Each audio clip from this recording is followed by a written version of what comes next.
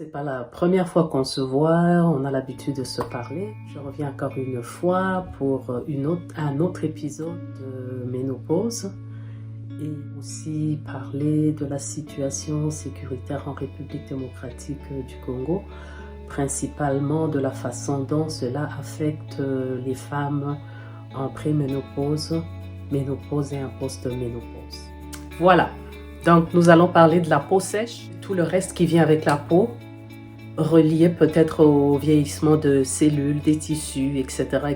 Parce qu'à partir d'un certain âge, à partir déjà des 30 ans, notre organisme, de manière générale, les cellules ne se multiplient plus, ne se régénèrent plus.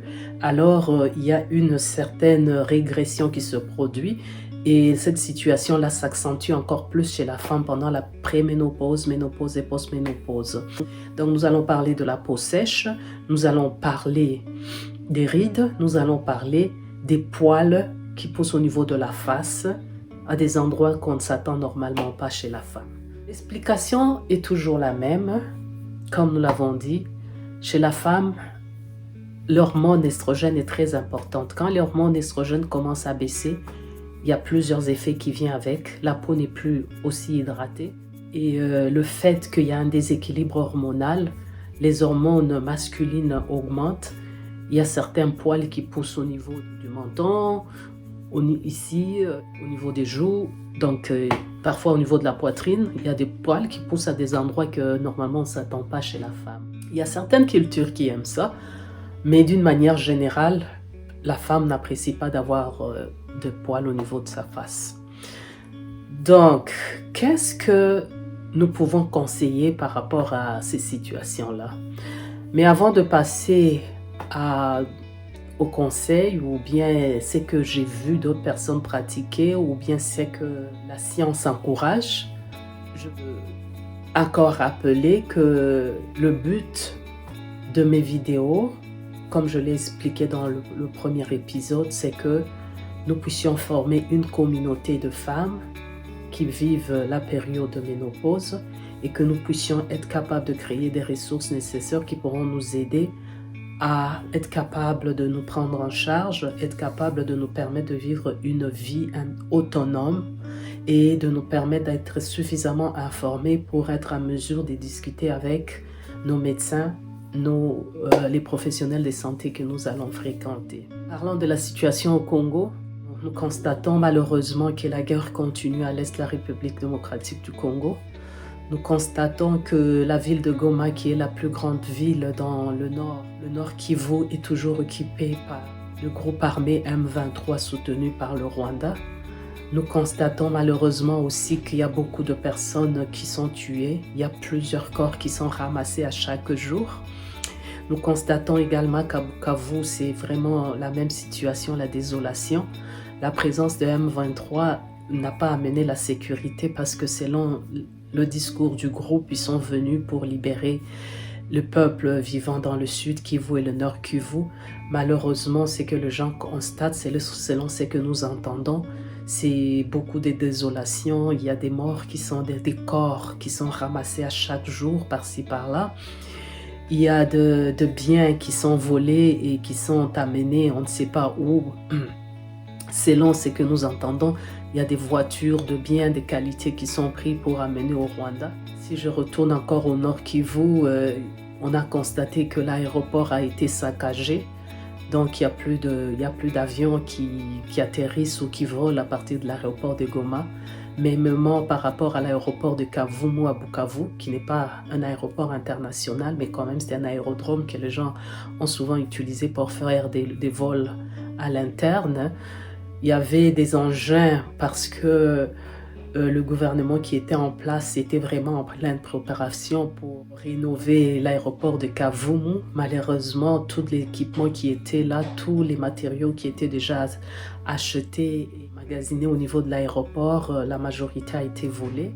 On ne sait pas si le pillage a été commis par qui, mais selon nos sources, les engins, les matériaux qui ont été pris ont été amenés à destination inconnue et les gens pensent que tout a été amené au Rwanda.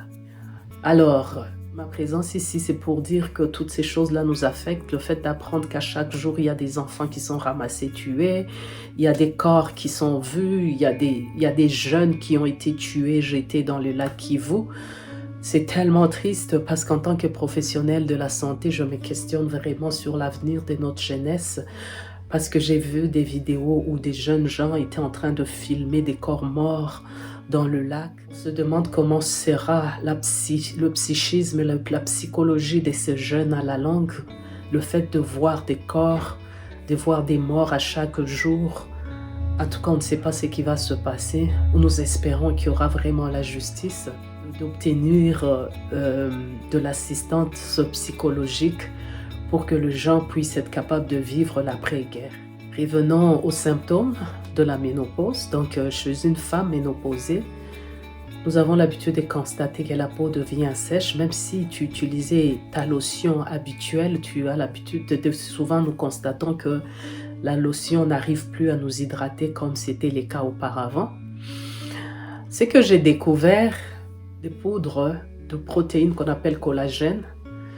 Le collagène, c'est une substance que nous avons naturellement dans notre corps et qui entre dans la constitution de plein d'éléments, de plein de tissus dans notre corps. Par exemple, le cartilage que nous avons au niveau des articulations, de nos cheveux. Parce que dans notre corps, nous avons plusieurs espaces. Il y a l'espace intracellulaire, l'espace extracellulaire. Dans plusieurs tissus, nous avons du collagène. Des effets bénéfiques sur notre corps par rapport à nos articulations. Parce que vous vous rappelez que dans une des épisodes, j'avais parlé de comment est-ce que les femmes ménopausées avaient des douleurs articulaires. Tout cela entre dans le processus de dégénération qui se produit au niveau des articulations. Je dirais processus de vieillissement. Donc, en prenant le collagène, c'est un supplément qui fait comme un remplacement au niveau des articulations. Le même collagène a des effets aussi au niveau de notre peau. Donc, il facilite la restructuration de la peau au point qu'il joue dans la réduction de la formation des rides, la formation des taches au niveau de la peau, a plusieurs effets bénéfiques au niveau de la peau. Vitamine E était aussi efficace. Comment est-ce que la vitamine E agit? Je vais essayer de lire ça pour vous. La vitamine E a des propriétés antioxydantes. Comme nous le savons, les antioxydants sont bons parce qu'ils protègent. Quand on prend les antioxydants, ils jouent pour éliminer les radicaux libres et cela permet à nos cellules de mieux fonctionner. En permettant à nos cellules de mieux fonctionner, donc les cellules sont là capables de prendre tous les aliments, tous les éléments dont ils ont besoin et d'éliminer ce qui n'a pas besoin. Aussi la vitamine E, on a constaté que les femmes qui prenaient de la vitamine E avaient une bonne réponse par rapport aux bouffées de chaleur, par rapport aux sueurs nocturnes. La vitamine E a aussi un rôle stabilisateur, comme on a dit, même au niveau de notre peau, le fait que l'estrogène a diminué, ça explique le fait que la peau devient sèche. L'explication est beaucoup plus vaste que ça. Donc, la vitamine E a un rôle stabilisant par rapport à la balance hormonale. Donc, en l'utilisant, il y aura une balance d'œstrogène et notre peau sera beaucoup plus hydratée. Il y a aussi l'eau. Comme je l'ai dit la fois passée, d'ailleurs j'ai ma bouteille ici, j'ai toujours l'habitude de prendre de l'eau, j'ai ma bouteille, donc comme je dis, s'hydrater, on prend les suppléments, en plus de cela on doit s'hydrater parce que l'hydratation c'est vraiment la chose la plus importante que nous devons prendre. Je vais prendre une gorgée. C'est vraiment l'action la plus importante à considérer. L'hydratation va beaucoup nous permettre d'hydrater notre peau. Par rapport aux rides maintenant, nous avons les mêmes éléments que j'ai dit par rapport à la peau. Donc une peau hydratée aura moins de rides. La collagène joue sur les rides, l'eau, les vitamines E, tout ça, ça joue sur les rides. Mais en plus de cela, il y a certains massages qu'on peut faire par rapport à la peau. Je vais joindre à cette vidéo quelques liens qui vont nous conduire vers les massages que nous pouvons faire par rapport à notre peau pour éliminer les rides. Personnellement, je n'ai pas encore commencé, donc nous allons tous commencer ensemble. Donc on va faire un voyage ensemble et puis on va voir si c'est efficace ou pas. Mais ce sont des vidéos que j'ai vues sur YouTube. En bref, je veux aussi revenir sur la situation en République démocratique du Congo. Cette situation ne s'est pas améliorée du tout. Nous avons encore, il y a eu des coups de feu à Bukavu il y a l'insécurité complète. On ramasse à chaque jour de corps morts. Et notre demande, comme d'habitude, c'est que nous voulons la paix, nous voulons la justice. Nous ne pouvons compter sur personne pour le moment. C'est pour cela que nous avons besoin de l'appui vraiment de toute personne de bonne foi. Quand je dis qu'on peut compter sur personne, c'est-à-dire sur les politiques, que ce soit les autorités en place, que ce soit ceux qui sont en train de venir avec la rébellion, que ce soit la situation incertaine qui se passe dans le monde aujourd'hui par rapport aux États-Unis, à l'Union européenne.